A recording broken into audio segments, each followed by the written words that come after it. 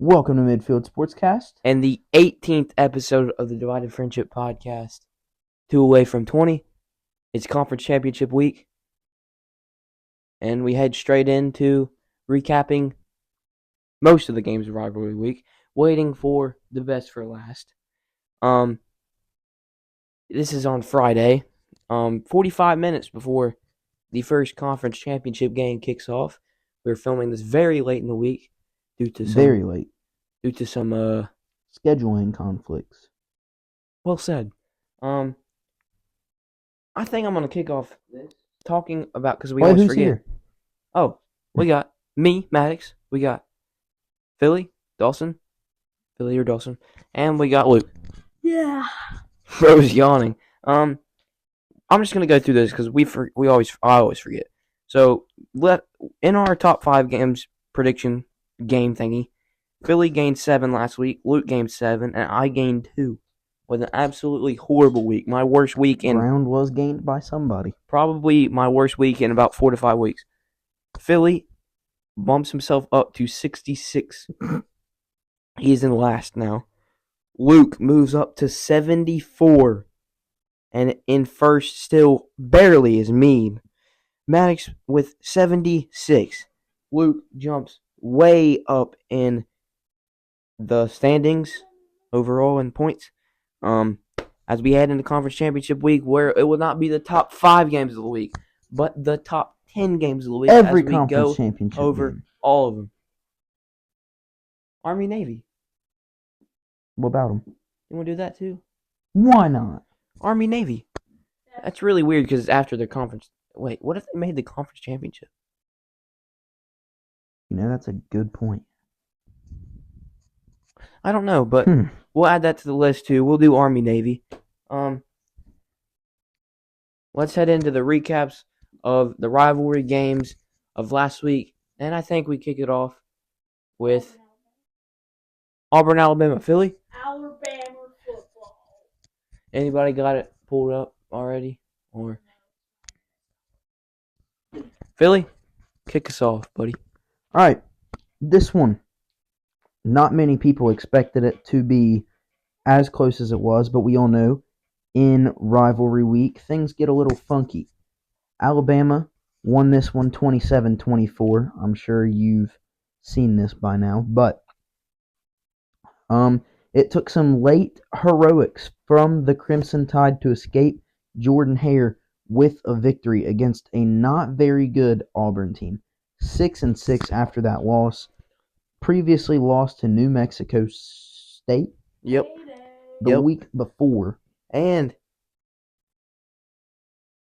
2 times this season in Jordan Hare Stadium, Auburn has challenged 2 of the best teams in the country, Georgia and Alabama. That stadium is kind of underrated. I mean, with a football team that's 6-6, you can understand it. But those teams both went in there, and I mean, it was closer than the experts thought. Very much so. Jalen Milroe, 260 yards passing, 2 touchdowns, no interceptions, while also adding 107 yards on the ground, and Roydell Williams had a rushing touchdown for the Tide. Jermaine Burton was Alabama's leading receiver with 4 catches for 107 yards and a touchdown. Isaiah Bond obviously caught the game-winning touchdown. He had 5 receptions, 75 yards, and a touchdown. Flip side, for Auburn, 5 for 16 was Peyton Thorne, 91 yards, a touchdown, and 2 interceptions. Really, if he takes away that 1 interception, just one of those picks, it is an Auburn victory there. He's not very good, but he's not terrible. I don't think he's SEC starter capable. Now, the big story for Auburn's success in this game was the fact that they had 244 yards rushing. Jarquez Hunter, 93 yards. Damari Alston, 85 yards. Peyton Thorne, 57 yards. And then Javarius Johnson, 1 carry for 12 yards and a touchdown. Damari Alston also had 1 touchdown. This was a much better game than I expected. Obviously, if you watched the last episode of the podcast, you would have heard my rant about Alabama football. But honestly, this was a way better game than we expected. It was made rivalry week better, and the Iron Bowl, this year will be one of the more memorable Iron Bowls. I mean, nothing like the Kick Six or anything like that, but it's up there. The mill throw. Not heard that yet. That was pretty smart. But Jalen Milroe, I'm sorry, but you are not winning the Heisman. No one's giving you nothing, brother. He said, "Give me that freaker." Sorry. Is that what he said? Not exactly what he said, but Paraphrasing. now, what's the second game we want to talk about? I don't know. What do y'all want to talk about? We're not talking about that one until the end. Well, duh. But,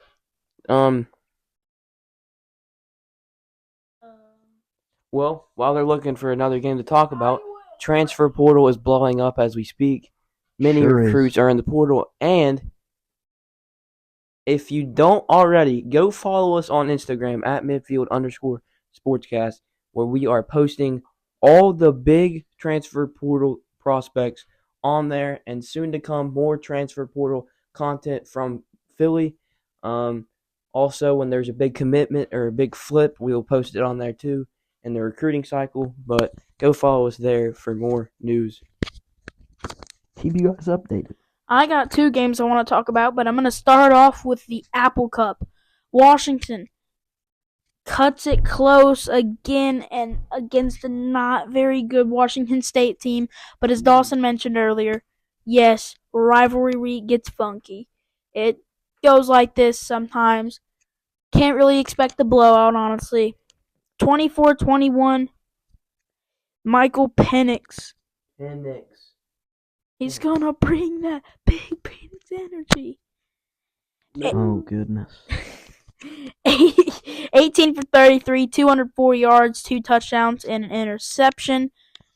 Cam Ward, speaking of Cam Ward, enters the transfer portal and may be coming to Ohio State. Honestly, I think he's better than McCord. It'd be good for Ohio State to get Cam Ward. Have you seen the jersey swap?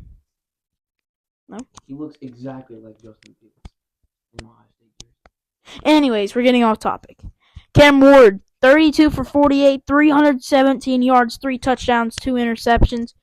So besides the turnovers, he had a tremendous game against the Husky defense.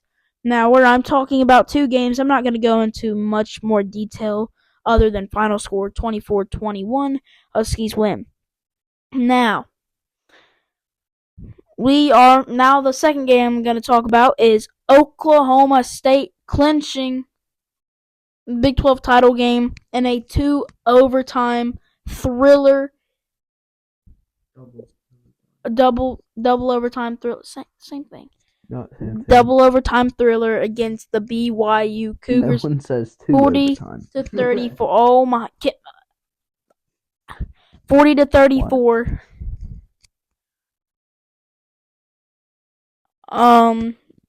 Oklahoma State won it off that game-winning fumble from BYU.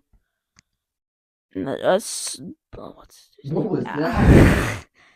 Alan Bowman, 31 for 47, 321 yards, but no touchdowns and 2 picks. The former Wolverine. Now, but the main star for OK State. The best running back in college football. Honestly, with this game, I would say yes. I'd put Blake Corum at 2. Is that because I'm a Michigan fan? You can say yes. Blake Corum. Blake Corum, I'd put it 2. But after this game by Ollie Gordon, going for 176 yards and 5 touchdowns. Well, 176 total yards and 5 touchdowns. Mm-hmm. That's crazy. I would say he's the number 1 running back right now, and then Corum 2. He has had 8 touchdowns in 2 weeks. They're going to have to feed him the ball when they play Texas. All right, another game. You done with that one? Another game. Let's see if we can find any more. Oh, top 10 team losing in rivalry week. The Louisville Cardinals lose to the Kentucky Wildcats at home. Not good momentum going into the ACC championship. Devin Leary, 12 for 22 for 206 passing yards, 3 passing touchdowns and an interception. They needed a good game by Leary, and they got one. He has been rocky all year, and he played great, decent in this game, enough to win. Ray Davis, their star player, 14 carries, 127 yards, 3 touchdowns, 1 rushing, and 2 receiving, with 41 receiving yards of those 127. Barryon Brown had a touchdown receiving. Dane Key also a touchdown. The duo from Kentucky, very nice duo, underrated a little bit. That's about it for Kentucky. Louisville, Plummer threw 24 for 33 for 242, 2 touchdowns and an interception. Jawar Jordan, 2 touchdowns, 92 yards. This was a pretty good game. It was 38-31, a kick return from Kentucky. After being down 17-7, all the momentum in Louisville's hands. They take it all the way to the house on a kick return. Momentum shift, 17-14, and then they just kept scoring, and 38-31 is the final. They scored 17 points in the fourth quarter, and they win this game. They lost the total yards battle, the time of possession battle, the first down battle, the third down percent battle, the turnover battle, and they won the game. Wow. Well, turnover battle. I think this is Louisville had 3 turnovers. Difference in this one. I think that's what that's saying. I don't know. I didn't really watch this game live. I went to sleep for reasons. Yeah. Is there that much more to talk about? We could go over. There's Georgia only winning by 8 against Georgia Tech. I mean, I know it's rivalry week, but it's Georgia Tech, guys. Same can be said for Bama. It's rivalry, but it's Auburn. Yep. But Auburn, or do you have it? Obviously has a bit of a more intimidating stadium to go and play in compared to Georgia Tech. I mean, Georgia didn't really have their greatest game, obviously, but not a very impressive win there. And then Florida State beats the Gators in the Swamp by 9 points with Tate Rodemaker at quarterback, which, for this upcoming conference championship game, he could be out. And they might have to go to their third string, Brock Glenn. A former 4-star quarterback who was highly recruited, committed to Ohio State, was an Elite 11 finalist, and then decommitted and flipped to Florida State, going there, and is now a freshman who might have to start his first game in a conference championship. Imagine the nerves. Your first game being a freshman in the conference title game with playoff hopes to send your team to the playoffs against if Louisville comes out and plays like they did against Notre Dame, I know Notre Dame's not that good, but they played phenomenal in that game. If their defense plays like that, Florida State better watch out if they have to start a freshman. That's all I gotta say. I mean, obviously, we don't know what he can do, but we will see if he plays or not. Game time decision with him. Clemson beats South Carolina 16-7. Not really much to go into there. I got a game. Hold on. Florida State, Florida. Why did you say Florida State, Florida? Because that's the game I'm talking about. Florida State, number 5, and Florida. Is that yeah? He just talked about it. Oh. I was talking about it too. That's why I was like, My bad. because I was just talking about Tate Rodemaker. All right, he stole your game, but I'm sorry. Is that all of my thing? Trey Benson had 3 rushing touchdowns in that one also. Clemson Pretty beat solid. South Carolina, like you said. LSU beat A&M. LSU beat A&M, but they had to come back late. It took 21 fourth quarter points to A&M's 0. And they after- were down 35-24. I mean, the Heisman race, people, I've seen so many No, people. I'm lying. No, I'm not. I've Yeah, seen I people- am. I'm lying. Wait, They were down 24-21 going into the fourth and won 42-30. all right. Dawson, right now, who do you think is going to win the Heisman? Jaden Daniels. I mean, you can kind of make an argument for Bo Nix. Obviously, it'd be pretty cool for Bo Nix to just basing it off the fact that I said at the start of the season he was probably a Heisman sleeper. And your national title winner. And Oregon, I said they were a good team. I'd want to see it happen, but I mean, with the Jaden Daniels numbers, I just don't think there's a way that he doesn't win the Heisman. And if he does not win the Heisman, something's wrong, because it shouldn't just be, even though your stats are absolutely amazing, just because your team's 9-3, we're going to give it to a person with a 12-1 team or a 13-0 team, something like that. I just don't want to see that happen. I think by the end of it, the Heisman finalists will be Bo Nix, Michael Penix, Jaden Daniels, and Marv. Marv, just because Marv hasn't had a phenomenal last few weeks, but the middle of the season, I think will carry him into the Heisman race, just for him to probably end up getting fourth. I think Daniels wins it. I've also seen people say that Nix and Penix might, that game tonight, would be for the Heisman Trophy pretty much, but I don't really know.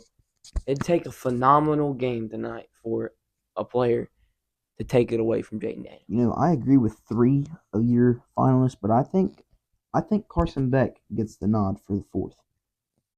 I think he's made a pretty solid case to go. Either if it's Marv or him, they're both going to get 4th. It doesn't matter. They're not getting any higher than that. But someone I think should be getting more Heisman hype, even though obviously he wouldn't win it. Cody Schrader. He's been tearing up defenses all season. He's got 1,489 yards. That is second in the FBS, only behind Ollie Gordon II from Oklahoma State. He's got 13 touchdowns on the season, just rushing. Wow. His story's amazing as well. Obviously, they don't care about stories, Heisman voting, but from a D2 school, walked on at Missouri, and now he's got almost 1,500 rushing yards. I mean, on a top 10 team in the country. Just amazing. That's it for the games this week. But one more thing before we head into our game picks. I've heard a lot of people talk about the College Football Playoff Committee's rankings and their lack of sticking to what they said when the playoffs started, saying that the teams in the playoffs should be the 4 best teams, not the 4 most deserving teams. That's what the committee laid out. That's what the committee said, and that's not what people think the committee is doing. What are your thoughts on that? I mean, last year, I know that Michigan lost to them, but you cannot tell me last year that TCU was the top 4 team in the country. The thing is, they laid out the most deserving. Like, they said that it's the top 4 teams in the country, not the most deserving. Yes, if it was deserving, TCU makes it. The best teams, I mean, last year TCU made a case for themselves. But before the game against Michigan, I wouldn't have put them at, if it was the 4 best teams in the country, TCU was not one of them. No. Before the game against the Wolverines. I still don't think they were one after. But this year, if it's the 4 best teams in the country, also, this is not a take for Ohio State to make the playoffs. Joe Klatt is one that said this. And if you know him, Matt Be Great said it too. But if it's the 4 best teams, Florida State Is is not not one one of of them. the 4 best teams in the country. With Jordan Travis, probably. Also, looking back at it, but also you have to think back in the past. 2014, Ohio State goes to their third-string quarterback. Florida State might be on their third-string quarterback. The Buckeyes made the playoffs and won the national title. Do I think Brock Glenn is Cardale Jones? Not really, but did Cardale Jones do that much? No. Not really. He was carried by Ezekiel Elliott. And he had phenomenal players all around.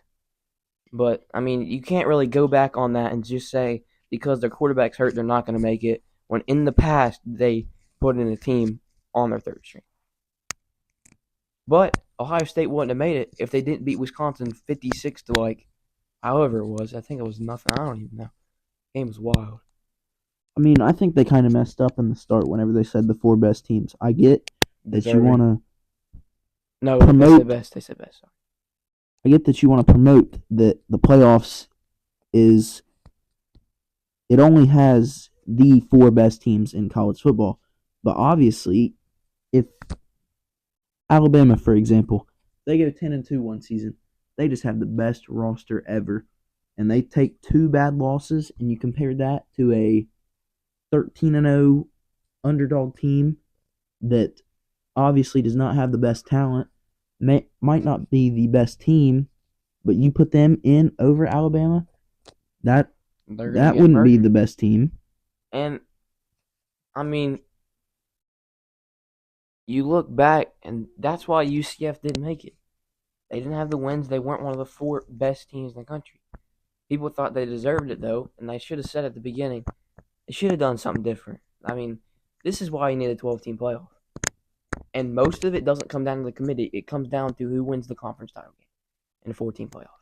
Mm-hmm. Or 12 teams, sorry. But, all right, that's it on that. Moving on, you guys want to talk about our picks from really quickly going through this?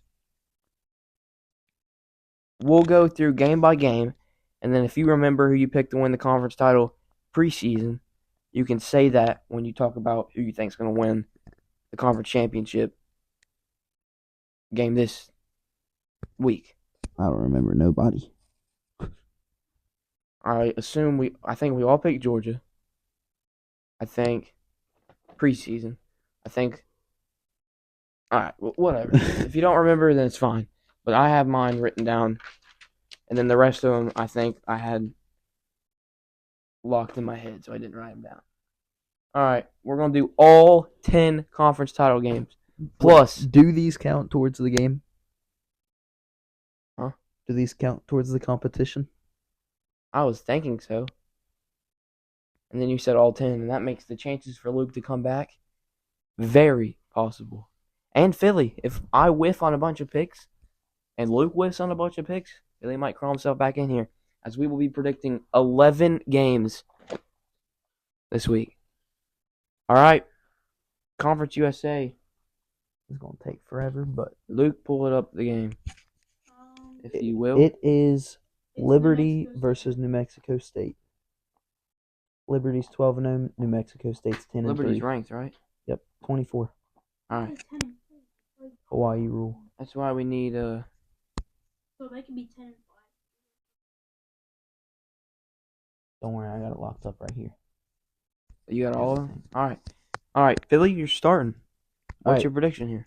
Not going to be a lot of talking with this section, but Let's go through the group of 5 first quickly, and then we can go. We'll go Liberty by a score of 31-20.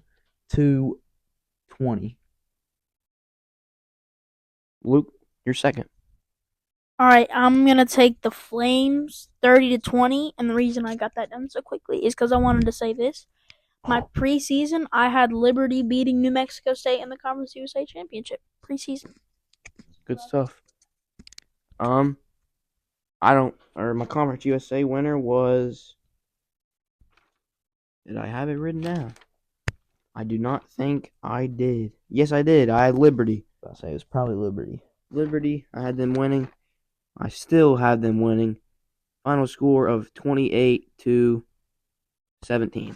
All right. Next game, we will go to the Sun Belt, aka the best group of 5 conference in college football. By far. I think, what was it? 12 teams made a bowl game? 11? 12 out of the 14 It teams. was a lot. Yeah. And obviously, James Madison should be in this conference championship game, but they're not because of the dumb NCAA rules, although they will get to play in a bowl game, which is exciting, both them and Jacksonville State. But this game will consist of 8-4 Appalachian State versus 10-2 Troy. And I'm going to take the App State Mountaineers in an upset pick here.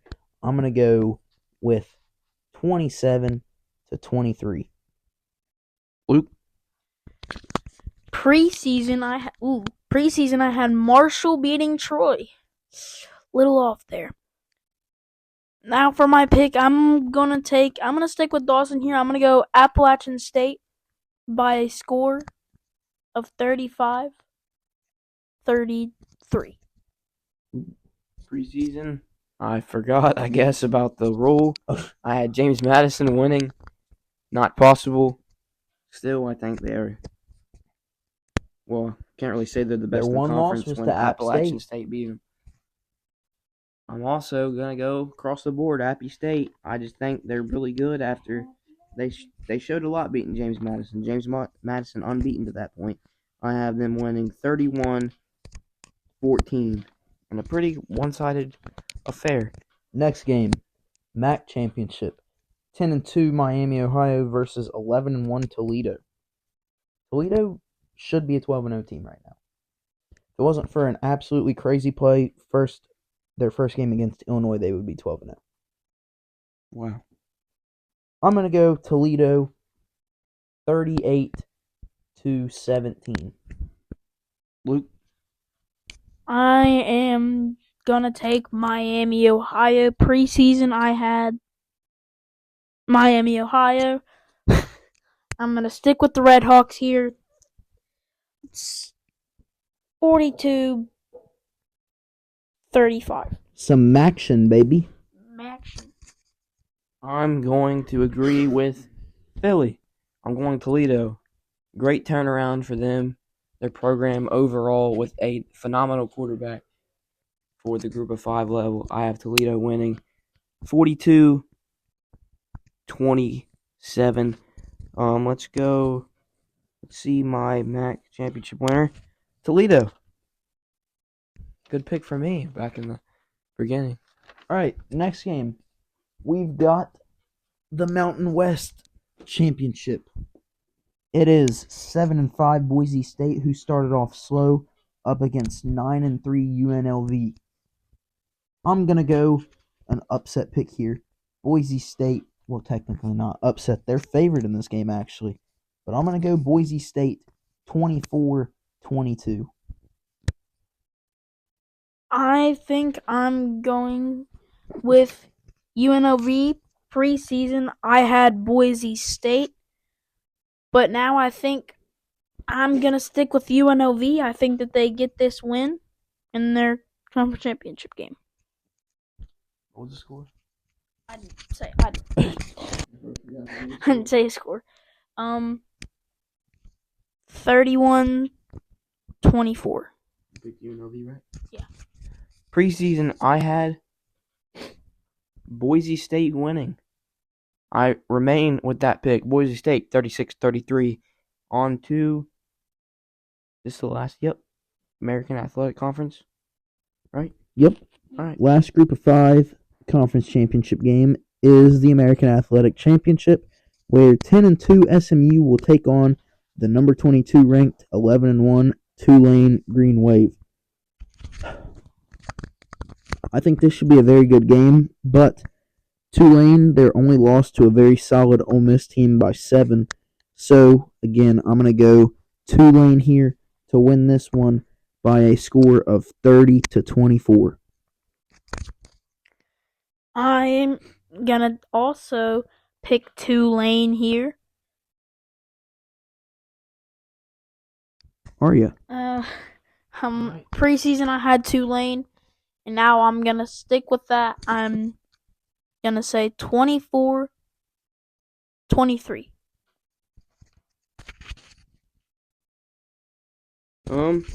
Preseason, I also had Tulane, and I'm gonna say kind of like Luke, a 1-point game, 27-26, Tulane Green Wave win again, right?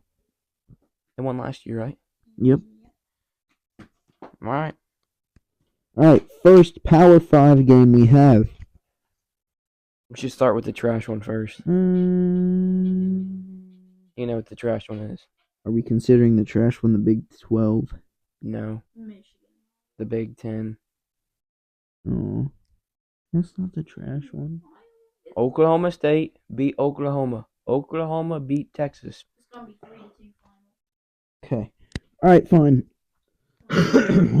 Whoa. We'll go to the Big 10 championship, where 12-0, number 2 Michigan will take on number 16 Iowa, who is 10-2. I'm gonna go Michigan by a score of 34-6. Preseason, the Wolverines, and I'm gonna stick with that pick. I am gonna say Michigan 27-3.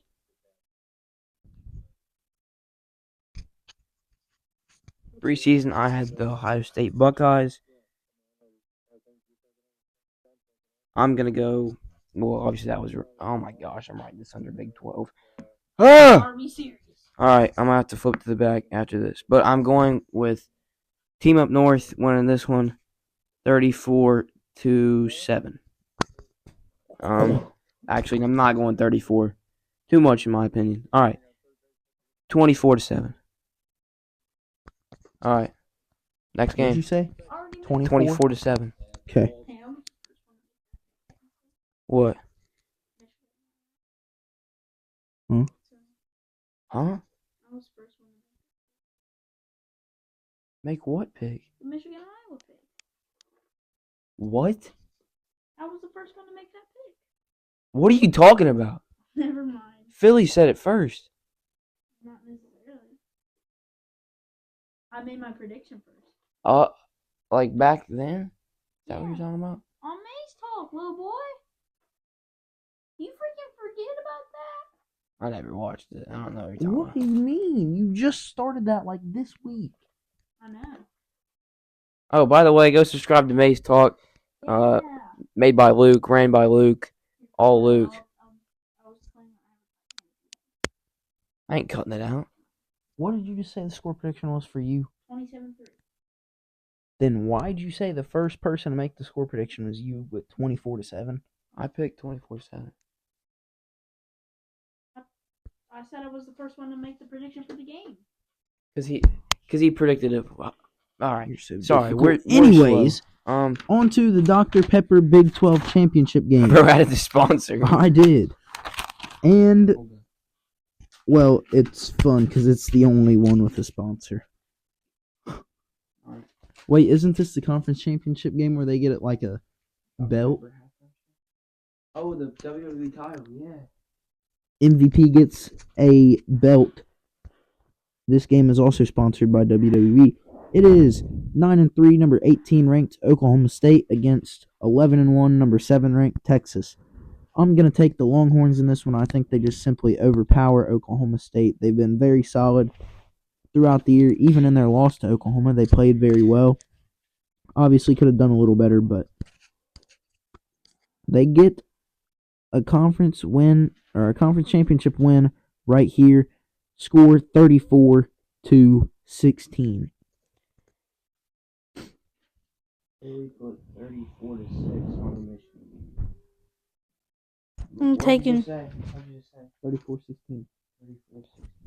Texas 31-6. 31-6? Yeah.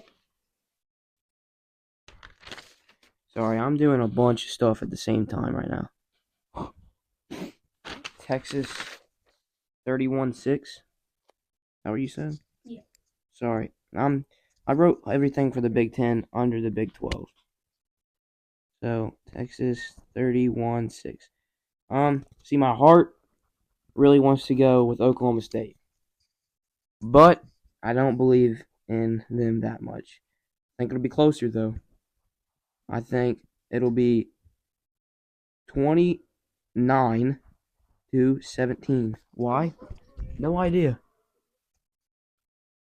All right, another game. Next game, we've got the ACC Championship, where 10-2, number 14 ranked Louisville goes on to face number 4 ranked 12-0 Florida State.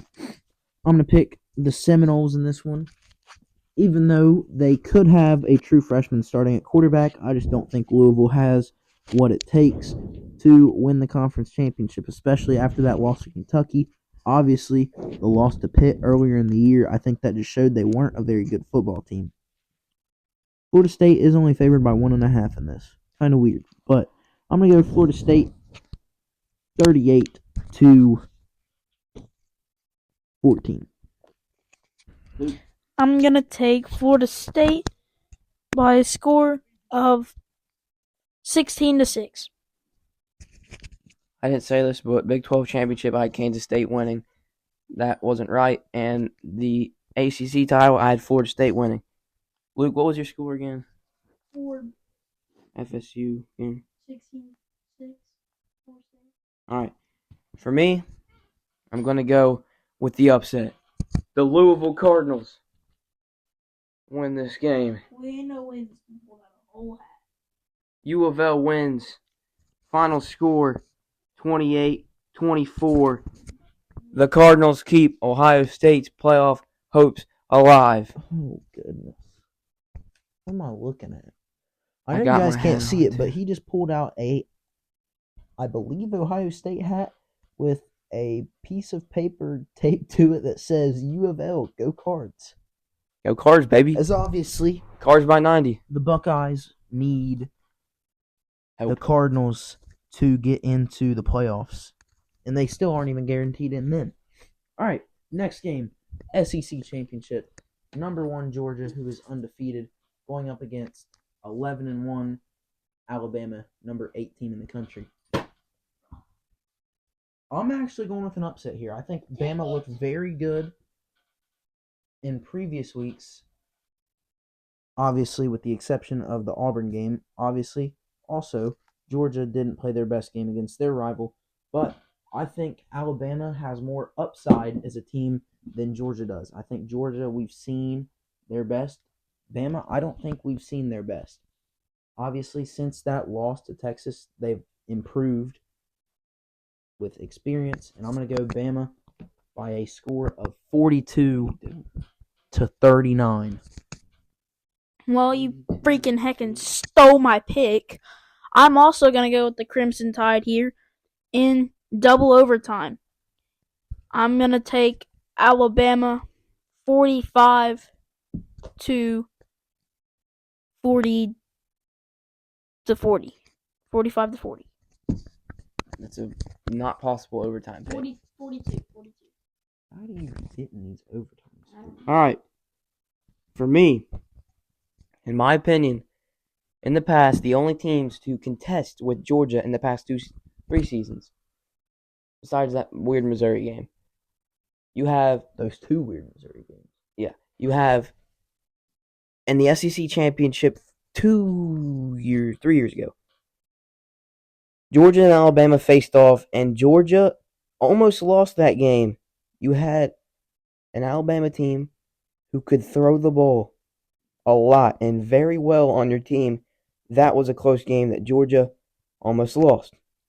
Then you have Ohio State in the playoffs. They could throw the ball very well. That was a playoff game. Georgia almost, coulda, shoulda, lost. Now, Bama, in my opinion, will not be able to throw the ball on Georgia to be able to beat them.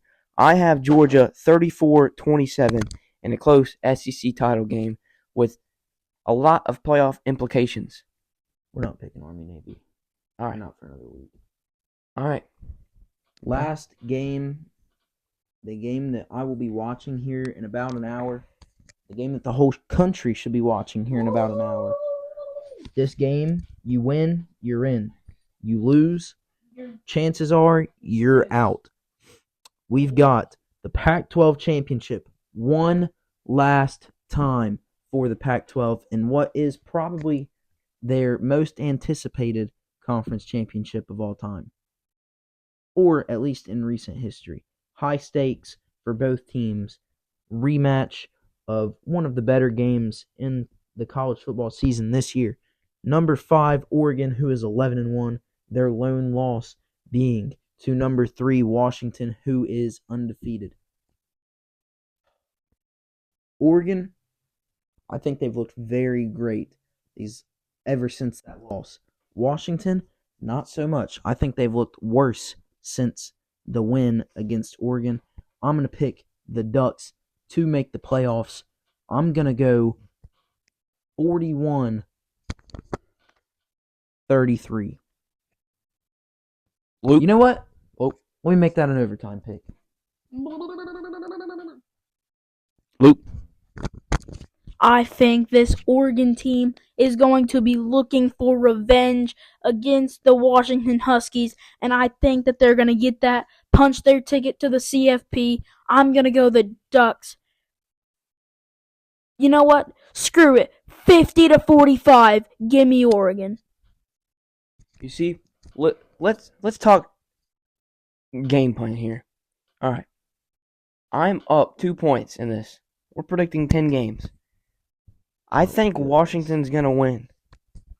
I predict Oregon winning. That makes it, if you two predict Oregon winning, we all get the points. And if Oregon wins, we all get the points. If Oregon loses, then nobody gets any points. I got the Ducks winning 31-28 in overtime. Okay. That's scheme right there. And I was already planning on doing that before you guys picked, because I already had the Ducks written down in my paper, I promise. But yeah, that's my reasoning behind it. That was all 10 conference championship games. Hopefully it's a great conference championship week. There's not really much upset picks for this week, so no upset of the week. Mine, though, if I had to pick one, Cardinals. Mine Go would Cards. also have to be Louisville. You picked Louisville? No. But besides the point, Rod. now it is the time That we to recap the game. This Okay, dude. piggy cat. Hey, don't call me a piggy cat. Tell you what I want to call you. Don't. Fight. We'll have our first ever fight on a podcast. I mean, you already walked out. Hand me those stuff. No, I didn't. You did. Because you only know. Alright. Let's begin. Let's get into it. That was Let's not go. Let's get right into the news. He's not. I didn't hear what you said. He said, let's get in. Alright. This game, obviously, I'm sure if you're listening to this podcast, you know what happened in the game. Ron Michigan. Moore. Would you just Bro chill is the out? most annoying Michigan fan I've Would ever you met in just my life. calm down? He's the chillest Michigan fan I've ever met in my life. And you were the most annoying. Michigan wins this one 30-24 over the Buckeyes. Luke, I'm gonna let you talk first. Alright. Well, this game was a very emotional game.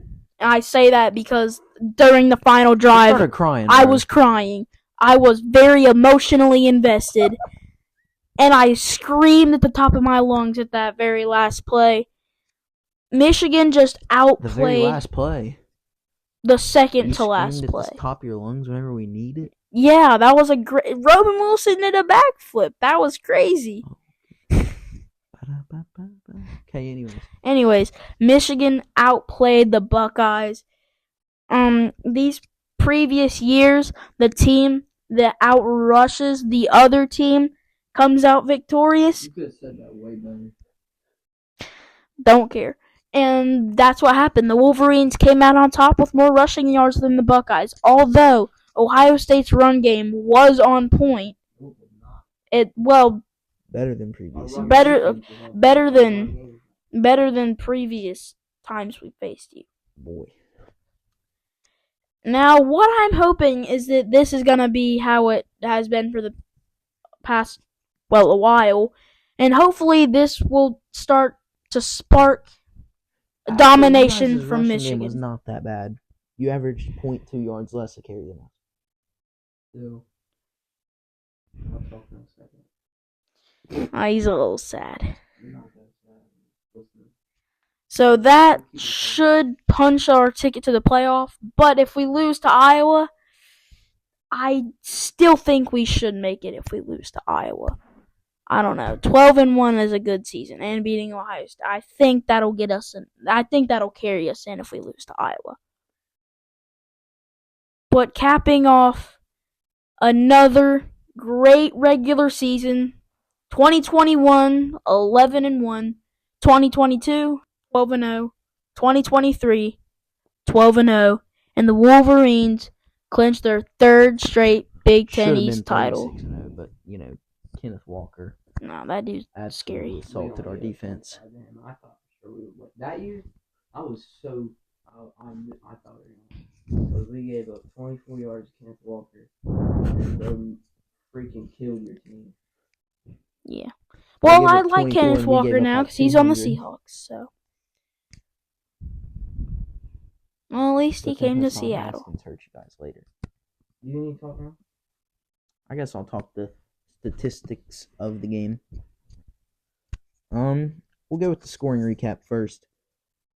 Michigan, obviously, Will Johnson with the huge interception off the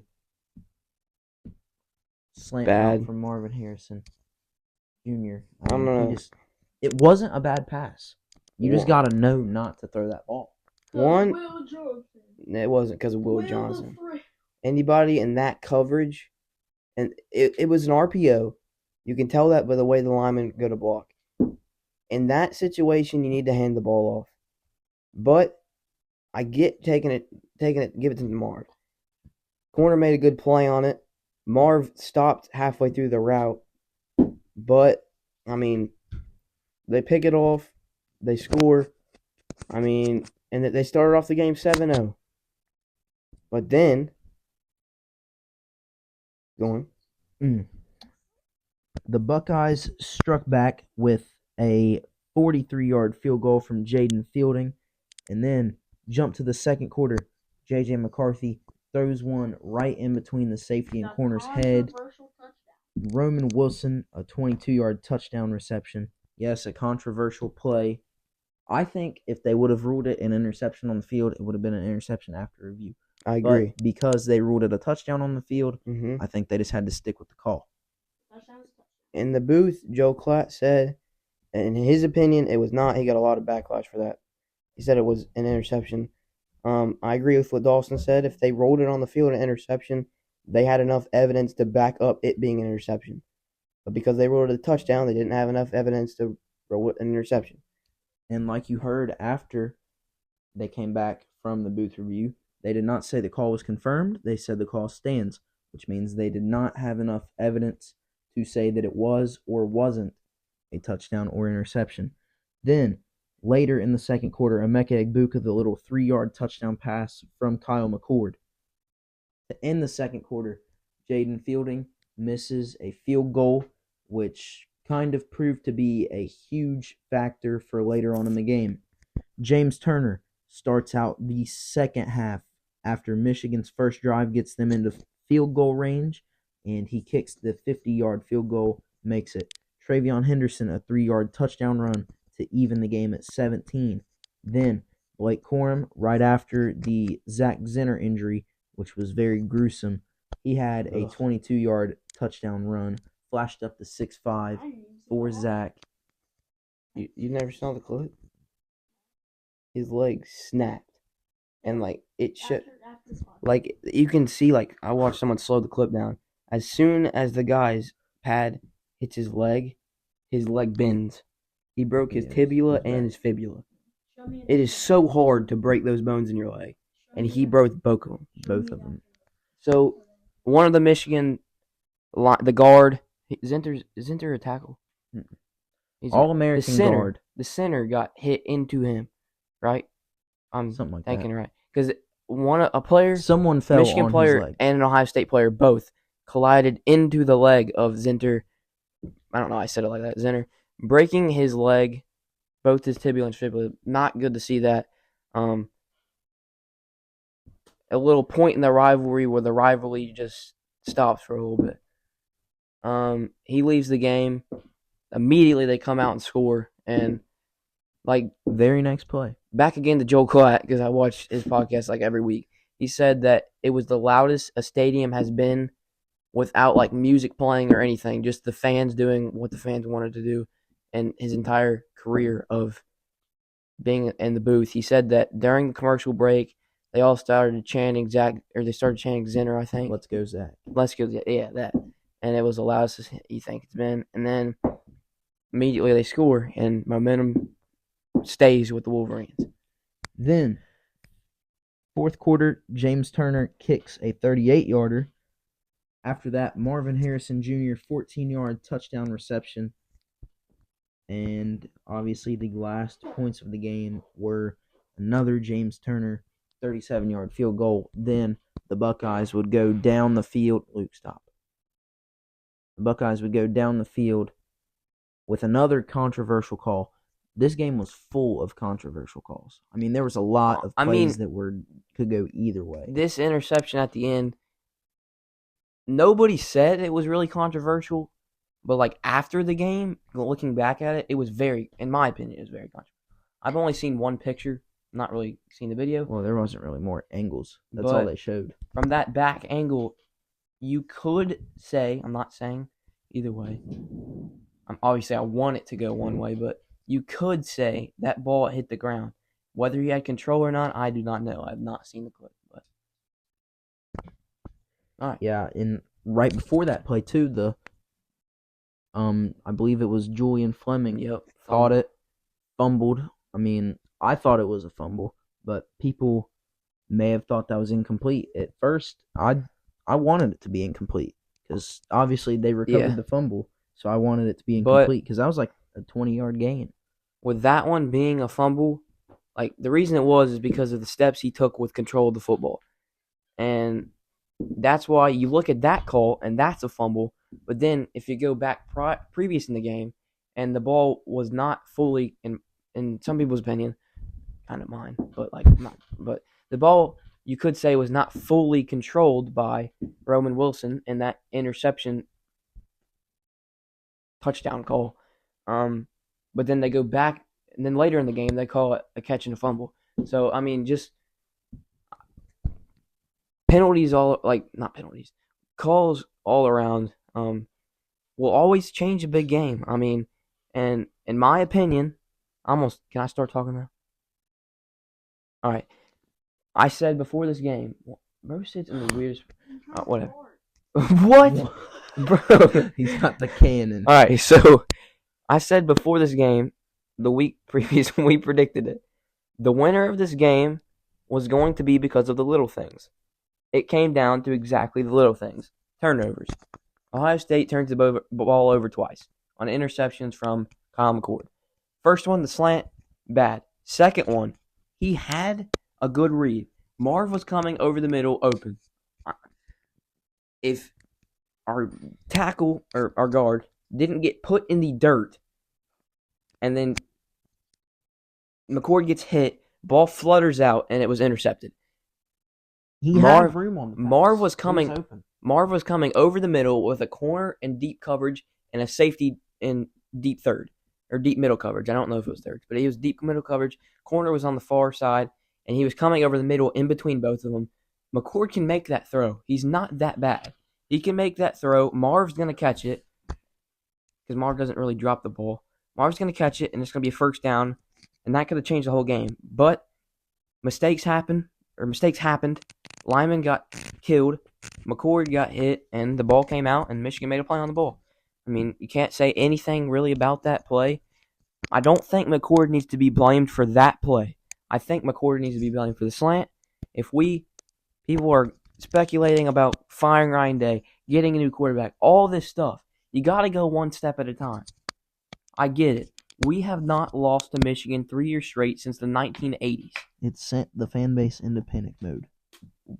Michigan handled 7 straight losses and kept their head coach. 9. 9? 9 years. No, I think it's 8 straight losses. 8 straight losses, 9 straight years. Something like that. But It was a lot. they kept their head coach who went 0-5 against the Buckeyes. And then he comes out and he won 3 straight. So But that year, the COVID year, whenever we went 2-4, that was almost the end of the Harbaugh era. and I'm glad it wasn't. If he would have played Ohio State, that would have been the end of it. Because I think you would agree, we would probably blown your team out. Oh, it's not probably. It You would have. It would have. 63. But Is that right? didn't play. So Ohio State, Ryan Day. Let's start there. Ryan Day has lost 7 games in his career. 3 have come to Michigan. He's been undefeated in the Big Ten besides playing Michigan. Does he need to be fired? Right now, my opinion, I say no. Because who do you know right now we hire a guy is going to be better than Ryan Day? The only person that might possibly would be Urban Meyer. But I do not think he's going to come back, and I think that would be a very controversial hire for the Buckeyes. I think Ryan Day should stay. Quarterback-wise, in my opinion, I would rather get a new quarterback than get a new head coach. Cam Ward. Suggested right now is Cam Ward. If we end up pulling off Cam Ward, make a quarterback competition, pick the better quarterback, we have 3 easy games to start the year. Whoever plays better, start them and keep them playing until they play bad. McCord was the best quarterback in our quarterback room this year. I do not think he should have been benched this season. It came down to him making a few throws, which I think he could have if he didn't get hit. So stop putting all the blame on Kyle McCord. And I really don't even think he's a bad quarterback at all, per se. At all. I just think that Ohio State fans have been very blessed with elite quarterback play. Ever since Ryan Day's been there, and even Urban Meyer. Even going before then. We had J.T. Barrett. Then we move on, who threw 100 touchdowns in his career. Then we move on to Dwayne Haskins, who threw 50 in one season. Then we move on to Justin Fields, who was phenomenal. In my opinion, the greatest quarterback in Ohio State history. That's my opinion. Then you move on to C.J. Stroud, the rookie of the year in the NFL right now. Then you go to Kyle McCord. Kyle McCord is a decent quarterback. I mean, he goes anywhere else in the country, he will put up good numbers. But Ohio State, maybe he's not a Big Ten quarterback. I don't know. If they bring in a quarterback, I think that quarterback will start over McCord. But if McCord starts next year, I mean, I don't know. It's not. I don't want to pick because through the entire season, Philly can vouch for me. 2 years ago, CJ started against Minnesota. CJ started against Minnesota, and he did not play too good. And a lot of people were saying we should bench him. But now I don't think we should. And then, now looking back at it, that was stupid. So I stuck with McCord all year. McCord played very good. I mean, all year. You look at his numbers, they're good. But it's going to be a long off season for Buckeye fans. Stick with it. Stick with your team, and there's still hope for the playoffs. This is a little sort of bit. Whoa. You don't need to make a score update. Little off topic, but I just want to say this about Michigan. If they can't get it done this year, then things next year, well, no matter what, things next year are going to be tough. That schedule and losing all that talent, that is going to be scary for the Wolverines. So honestly, I just really hope that we get it done this year. Now it's now or never. If you don't know what he's talking about, do you want to say who they're losing quickly? And I mean, we had our 3-year time gap. I think this is the closing part of it. And all in sports, every team has their little window of time to win it. And I think it has been Michigan's window for the past couple years. I think their window is closing very quickly on them, especially with an expanding conference. Now, the people we could be losing / would be losing following next year, this is not counting transfers. J.J. McCarthy, Blake Corum, Donovan Edwards, Roman Wilson, Cornelius Johnson. Every starting offensive lineman, they're all either grads or seniors who have to go. That's AJ Barner. He's an Indiana senior transfer heading to defense, losing a lot of pieces there. Obviously, you start in the secondary. Mike Sainristil's gone. Rod Moore, I could see him leaving. I don't think he will, but he could go if he wanted to. Mike Barrett, the school's all-time winningest player, he will be gone. Braden McGregor could go. Jalen Harrell, I'm pretty sure, could go. I mean, there is a lot of pieces that Michigan will be losing. Chris Jenkins will go. Junior Colson could go. Well, I'm still going. I'm thinking of players. That's just a lot of pieces to lose and still be competitive next year. Let me say this too. Along with all of those players they're losing, Michigan has an absolute gauntlet of a schedule. Texas, USC, Washington, Oregon, and Ohio State. All of those teams and most of their good players are going to be gone. You see, most top teams, if they lose that many players, you would think, yes, they're going to reload next year, they'll be fine. That's Bama, Georgia, mostly Ohio State. But I would say Ohio State. Michigan, yes, they lose that many players. You would think they're going to reload, but every year they have a decent recruiting class. This year it's 12th, and with that much talent leaving, I don't know if 12th is going to be that good. So I think they're going to have to try to keep some players around to be as good as they are this year. I'm not saying they're going to be terrible next year. I don't think they will be. But going 12-0 back 3 straight years, I don't know if that's going to be the Wolverines next year, but we'll look to next year after Conference Championship week. Hopefully the Wolverines go 0-3 in the playoffs, in my opinion. Hopefully they do, but I don't know. The playoffs is still a week away. They got to beat Iowa. I think that's all we can really talk about in this podcast. More coming about Ohio State and Michigan in the offseason. Get ready for it. It's going to be a wild one. A lot of changes coming to this rivalry. Maybe the most we've seen in the past 3 to 4 years.